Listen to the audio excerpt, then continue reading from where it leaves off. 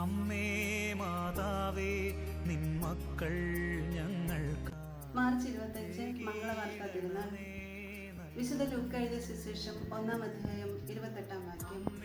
ദൈവകൃപ നിറഞ്ഞവളെ സ്വസ്തി, കർത്താവ് നിന്നോടുകൂടെ. മറിയം പറഞ്ഞു, ഇതാ കർത്താവിന്റെ ദാസി, നിന്റെ വാക്കിനെ നിറവേറട്ടെ.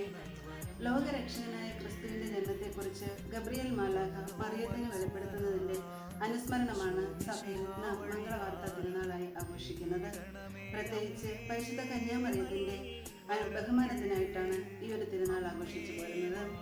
കർത്താവിന്റെ മാലാഖ പരിശുദ്ധ മറിയത്തോട് വഹിച്ചു എന്ന സാധാരണ ത്രികാല ജപത്തിൽ ദിവസത്തിൽ 3 പ്രാവശ്യവും നാം അനുസ്മരിക്കുന്നത് രക്ഷയുടെ ഈ ഒരു രഹസ്യമാണ്.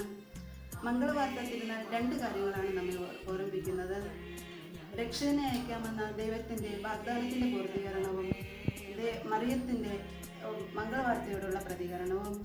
ഇതേക്കുറിച്ച് മോസ്കോയിലെ വിശുദ്ധ ഫിലാറ്റ് പറയുന്നത് ഇപ്രകാരമാണ്: ഒരു സൃഷ്ടിയുടെ വാക്ക് സൃഷ്ടാവിനെ ലോകത്തിലേക്ക് കൊണ്ടുവന്നു.